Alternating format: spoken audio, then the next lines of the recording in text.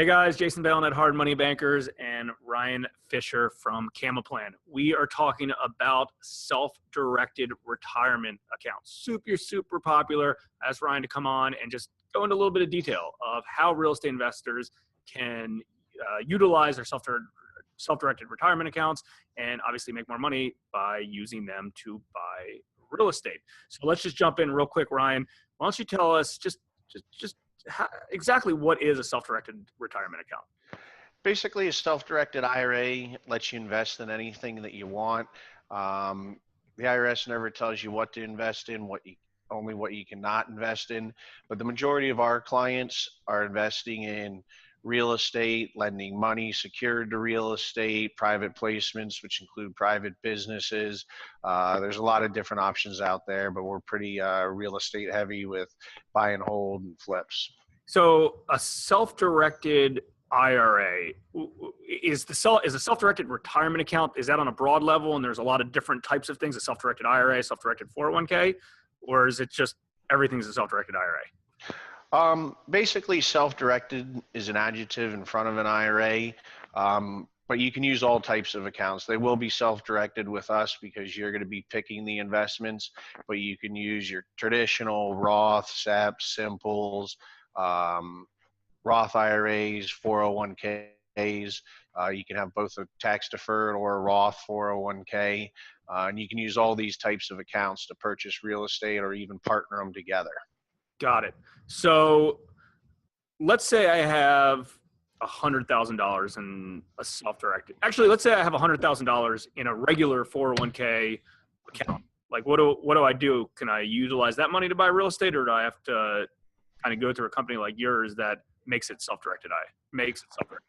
You usually have to go through a company like us because the brokerage houses don't let you invest in anything that they don't sell. They basically give you a list of, stocks, bonds, mutual funds, and 123 Ocean Ave isn't on that list. So they're not going to let you invest in it because it's not something they sell. Got it. So you go through, and yours, so CamaPlan's like a custodian. Is that right? Is that the term? Administrator. Yeah. Administrator. Okay. So I take that $100,000 that I have, I've been working and putting my money towards my retirement plan, and I decided I don't want to keep it over here. I'm an active real estate investor. I want to have the ability to do what I want with it. So I roll it over. Is that the term, roll over or transfer or whatever, into a self-directed IRA. And let's say it's $100,000, and in my market, I can buy a property for $100,000. Like, what's the next step? Let's say I want to buy a property for $100,000 and I want to flip it for $140,000. Basically, it's pretty simple. You open up an account with us. That you can do that online in less than 10 minutes. Then you'll either, depending on the type of account it's in, you'll do a transfer or rollover once the funds are, and there's no taxes or penalties to bring that money over. Once the money's here, you'll give us the paperwork to purchase the property. Obviously, you'll be purchasing it in the IRA's name. Your IRA is a separate entity, but you'll do everything you normally do. You'll sign it read and approved. You'll tell us to purchase it. We'll go ahead and close with the title company or attorney. And basically where you used to see a stock or a mutual fund, you'll now see on your CamaPlan statement, 123 Main Street for $100,000. And any of the repairs or anything that you needed to make to the property would come from the IRA as well. And then any profits, whether it's rental income or when you sell it, all those profits would come back into the IRA, and then you could go do another deal. Gotcha. That makes sense. And, I've heard the term like self-dealing, and self-dealing seems to be something that, a lot of investors don't realize.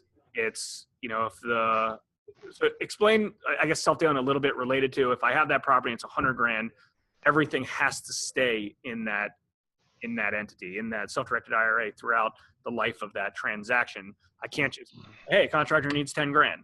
I can't just pay that $10,000 to that contractor out of my own pocket. Right. Well, assuming that the IRA does buy the property 100%, like I mentioned before, you can partner.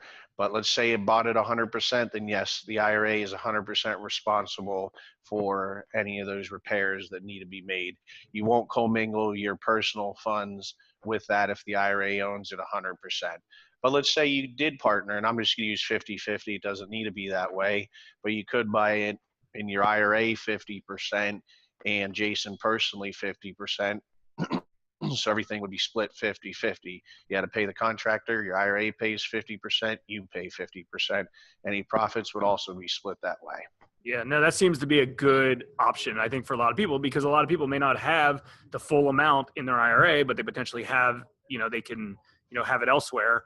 So I can see that kind of being a little bit clunky, because obviously it's important, maybe not clunky on your guys' end, but as a real estate investor, you got to be, have your ducks in a row, let's just say. Because if not, you don't want the IRS crawling up your butt for this. And my guess is, the self-directed IRA game is somewhat of a newer game. And I would guess that, it's not something you want the IRS to double, to audit you on. Yeah, I mean, basically, it is pretty simple. I would suggest everybody read Prohibited Transaction. They can get those on our website at CamaPlan, CamaPlan.com. Underneath Resource Center, click Prohibited Transactions. It'll show you disqualified people and what you can and can't do. But I'm going to go over that at your meeting with you. Right. It's pretty simple. You just want to understand the rules, and we'll go over that and help you with that.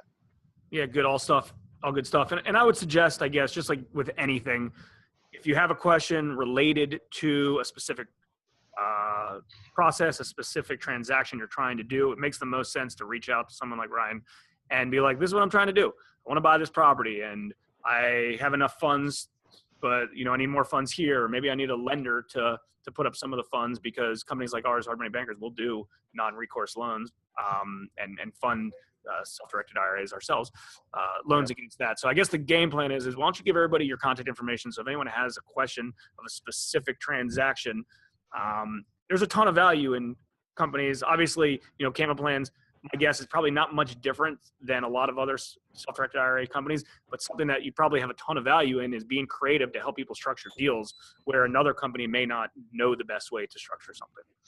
Yeah, we've seen quite a bit, and I'd say we're probably one of the top people as far as expertise or knowledge dealing with this. I get people all the time that have talked to other people and they said, well, I can't do this. A lot of this stuff comes down to structuring. You may not be able to do it this way, but you can do it this way. So you would kind of restructure it.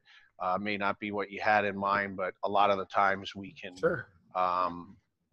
accomplish that goal. But, there's some circumstances that you can't, that's just what it is. We don't make the rules. Yeah, I get it.